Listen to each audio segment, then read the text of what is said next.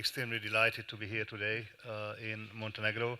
And let me start with a bit of a personal story. So this morning when I woke up, I videoed um, the whole scenery from my balcony to my wife, and she said, "Why am I not there?" And I said, "Well, that's a good question." Um, so I think it just kind of proves the point that ambitions are great, projects are even better, but you have to have the connectivity to be there. And this is our business. This is what we do. We connect people. I would even say that we unite Europe without frontiers, uh, irrespective of the borders, perceived or real, in the geography.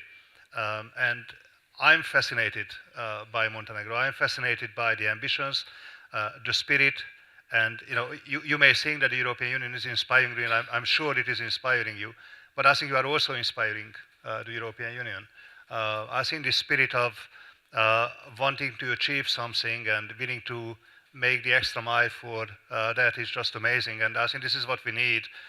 We are in a world of changing geopolitical realities, competition, etc.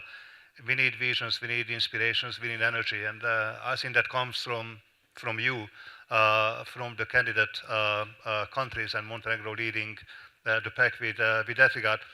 We were just discussing before the the panel that actually Wizz Air is the airline of enlargement. If I look at every one of the candidate countries with ambition to join the European Union, effectively we are the market leader in all of those countries. So maybe this is what we do.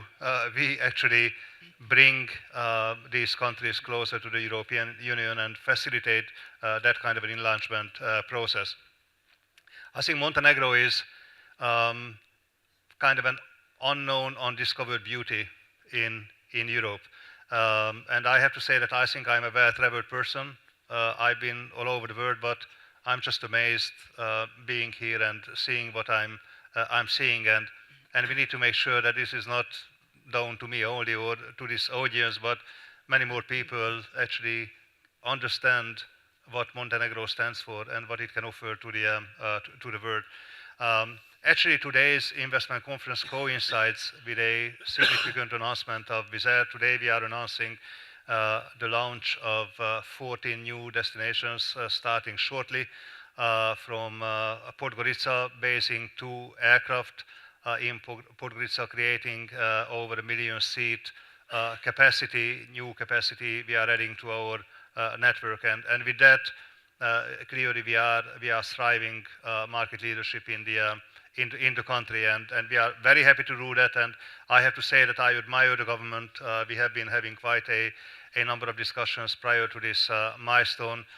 This government is a straight shooter, straight talker, and this is very important. And I think this is very important for the European Union, but it is also very important for all the people who are thinking about or contemplating to do business in the country. You want to deal with straight people, honest people, and with transparency. And I think this is what Montenegro is putting on the table, and that's a very important framework issue. Well, with regard to sustainability, for us, sustainability is not just a scheme or a slogan, but it is a strategy. Wizz Air has been recognized over the years multiple times by multiple organizations to be the most sustainable airline in the world. We have been adopting the latest technology.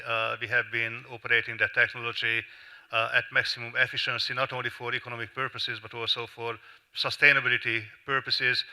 Our carbon footprint is the lowest in the industry on any metrics you may want to consider. And I think we are very proud of these credentials, and we think that we are essentially the flag carrier of sustainability of the industry. Now, I think the industry is kind of, in my mind, unfairly titled for being the bad guys for purposes of sustainability. Well, I mean, first of all, you have to make a choice. I mean, you may want to ride a horse or you may want to fly.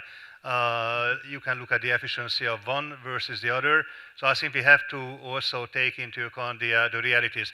But within the framework, I think we are trying to do everything to be changing the realities on sustainability and carbon footprint, but also the perception of that in the public eyes.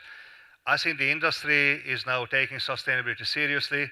There are lots of investments going into future technology to decarbonize engines and the way airplanes are powered. It's a bit of a time gap in between now and then when it can happen, but I can tell you that probably in 20, 30 years from now, no one is going to be talking about aviation being associated with kind of the bad guys of sustainability, because by that time, I think the whole technological platform will change dramatically with no carbon involved. And now all the efforts are going into how we bridge between now and that time. And again, I think we are one of the leading horses in the industry to show ways of investing into sustainable technology. We have been making private equity type of investments into sustainable aviation fuel in Europe, also in the United States. I think that's probably the way forward in the next 20 to 30 years to bridge that sustainability gap.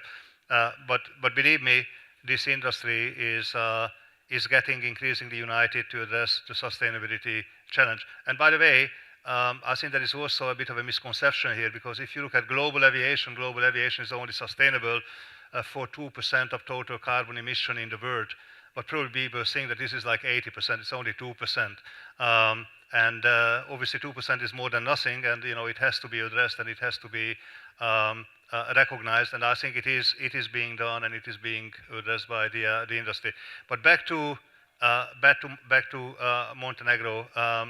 I think what we can do as an airline by creating connectivity, of course, it puts the country on the map of tourism for many of the Europeans and others who we would be connecting with. But at the same time, it also creates an infrastructure for people to fulfill themselves and go discover the world wherever they would like to go.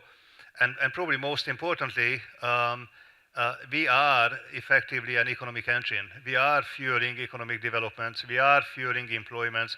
We are fueling investment opportunities as a result. I mean, investors tend to go to places where there is an infrastructure available to them to facilitate their investments. And I think this is what we can bring to the party. And again, today is a big day for us because we are making this announcement, but I'm sure that this is just one of the first steps we are making in a long road ahead of us.